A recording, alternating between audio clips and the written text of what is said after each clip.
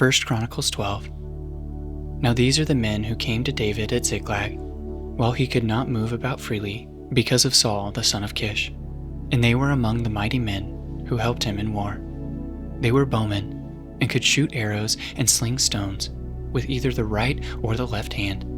They were Benjamites, Saul's kinsmen. The chief was Ahiezer, then Joash, both sons of Shammah of Gibeah, also Jeziel, and Pelet, the sons of Asmaveth, Berakah, Jehu of Ananoth, Ishmaiah of Gibeon, a mighty man among the 30, and a leader over the 30, Jeremiah, Jahaziel, Johanan, Jozabad of Gedera, Eluzah, Jeremoth, Beliah, Shemariah, Shephatiah, the Haruphite, Elkanah, Ishiah, Azareel, Joezer, and Joshabim, the Kohathites, and Jolah, and Zebediah, the sons of Joam, of Gedor. From the Gadites there went over to David, at the stronghold in the wilderness, mighty and experienced warriors, expert with shield and spear, whose faces were like the faces of lions, who were swift as gazelles upon the mountains. Ezer the chief, Obadiah second, Eliab third, Mishama fourth, Jeremiah fifth, Attai sixth, Eliel seventh, Johanan eighth, Elzabad ninth, Jeremiah 10th, Machbenai 11th. These Gadites were officers of the army. The least was a match for 100 men, and the greatest for 1,000. These are the men who crossed the Jordan in the first month, when it was overflowing all its banks, and put to flight all those in the valleys, to the east and to the west. And some of the men of Benjamin and Judah came to the stronghold of David.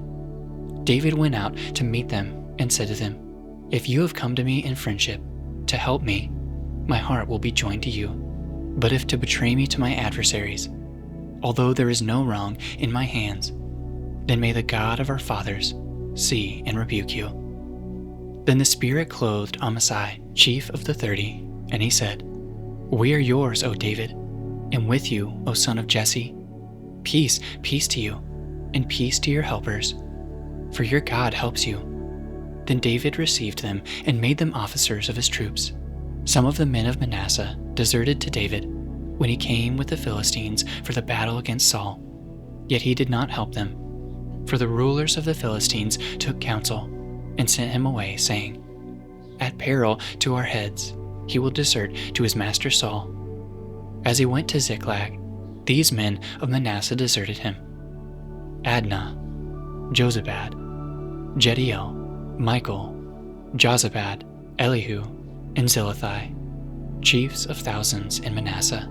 They helped David against the band of raiders, for they were all mighty men of valor, and were commanders in the army. For from day to day men came to David to help him, until there was a great army, like an army of God. These are the numbers of the divisions of the armed troops who came to David in Hebron to turn the kingdom of Saul over to him, according to the word of the Lord. The men of Judah bearing shield and spear were 6,800 armed troops. Of the Simeonites, mighty men of valor for war, 7,100. Of the Levites, 4,600. The prince Jehoiada of the house of Aaron, and with him 3,700. Zadok, a young man mighty in valor, and 22 commanders from his own father's house. Of the Benjaminites, the kinsmen of Saul, 3,000, of whom the majority had to that point kept their allegiance to the house of Saul. Of the Ephraimites, 20,800, mighty men of valor, famous men in their fathers' houses. Of the half-tribe of Manasseh, 18,000, who were expressly named to come and make David king. Of Issachar, men who had understanding of the times, to know what Israel ought to do, 200 chiefs, and all their kinsmen under their command.